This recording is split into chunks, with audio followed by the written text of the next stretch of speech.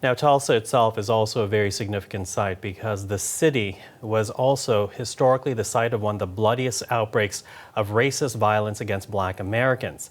Now, you have to go back to 1921, and despite segregation, the city's Greenwood neighborhood was one of the largest and wealthiest Black communities in the United States. In fact, it was even known as Black Wall Street. But a false allegation of assault made by a white woman against a Black man ignited a riot, and the community was burned to the ground. In roughly 24 hours, a white mob killed some 300 Black Americans and destroyed property worth about $20 million in today's terms. Well, Damario Solomon-Simmons is a civil rights lawyer representing the last living survivor of the Tulsa Massacre. He joins us right now. Damario, thank you for joining us today. Good morning. Thank you for having me. You know, I have to admit, I just learned about Tulsa a couple of years ago because I was looking for a podcast and this documentary came out.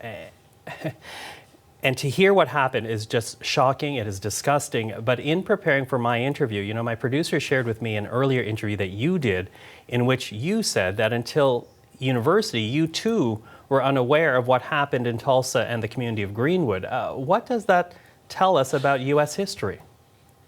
Well, it tells us that Black history has been eradicated from U.S. history. And as you know, Black history is U.S. history. Black history is world history.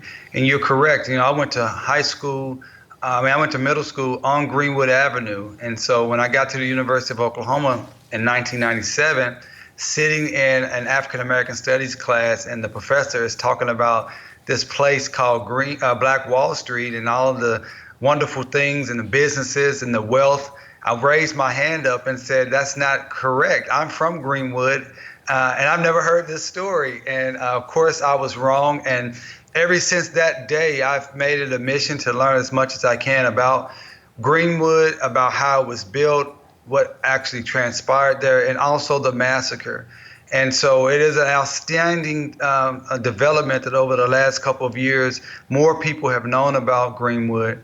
And so I'm excited, even up there in Canada, you guys have learned about it. Mm-hmm. Well, one of the more disturbing things that I came across when I was listening to this documentary about Greenwood was this idea that even for decades after the massacre, people could buy postcards of killed African Americans, burn property, and send that out from Tulsa as if it was something to be celebrated. Absolutely. And this is the thing that we want to make sure people understand through, like, the new organization that we've just founded, which you can learn more about at greenwoodreparations.com. We want to tell the true story of what happened in the massacre and how the massacre has continued. We believe over the last 99 years, the incidents that you talked about, the postcards, but also the racist policies and practices of the city of Tulsa has kept the Black community in a perpetual state of degradation. And what I mean by that, I mean, in the immediate aftermath of the massacre, laws were passed to prevent the reconstruction of Greenwood homes and businesses.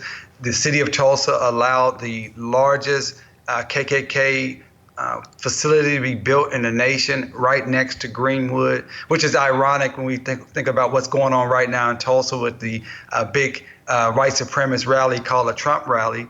And, you know, the city of Tulsa continued to oppress Greenwood by not paving roads, by not providing proper plumbing and piping. So up until the 1950s, there was a significant amount of Black people in Greenwood who did not have indoor plumbing in a modern city like Tulsa. And then in the 60s and the 70s, the city of Tulsa discriminatorily used urban renewal to displace and dispossess thousands of Blacks, those descendants from Greenwood, of the remaining land, and they plowed a highway, Interstate 244, right through the heart of Greenwood, effectively killing any remnants of being able to rebuild from 1921. And this has continued to this day when we see large disparities in policing, health, employment, and wealth accumulation. And all of this relates specifically and directly back to what happened in 1921, because it is the same mind state, the same anti-black white supremacist mind state. And let's underline the fact again, in 1921, segregation very much alive in the United States, and yet despite those challenges, here you have this thriving African-American community in Greenwood where there was African-American doctors, teachers, lawyers, business owners, very successful business owners, all burned down within a matter of 24 hours, hundreds of people massacred by white supremacists in a matter of 24 hours. And here you are now representing Leslie Benningfield Randall, if I have that correct. And that is the last living survivor of the Tulsa Massacre. What can you tell us about your client? Absolutely. Well, I want to say she's the last known living survivor that lives in Tulsa. We do know of one other survivor that does not live in Tulsa, but she's the last known living survivor that lives in Tulsa. And this is why I was so excited to come and speak with you today, because one of the aspects of our project at GreenwoodReparations.com is to find any other survivors. So we know that people from Greenwood were dispersed as refugees throughout the nation, and some people even maybe went into Canada. So if you're any of the Canadian, if you have a descendant, if you believe you have a descendant, please connect with us at GreenwoodReparations.com.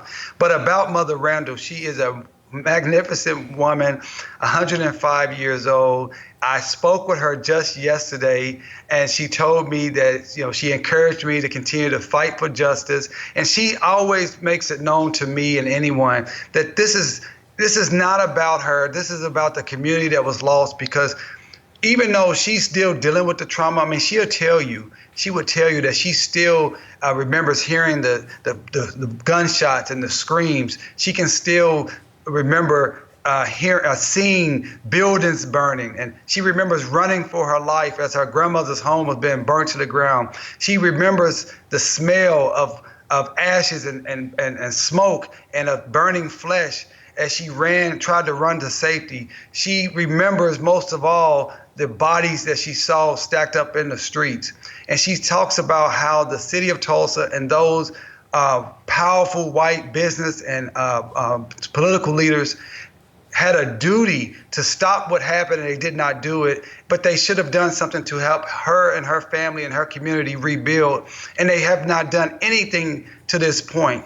And so I'm so excited to represent her and others as we try to move forward and get reparations before the 100-year commemoration. And that's why I asked for any of your audience and goodwill to connect with us at GreenwoodReparations.com. Help us find other survivors. Help us amplify this message, because we must have justice for Greenwood.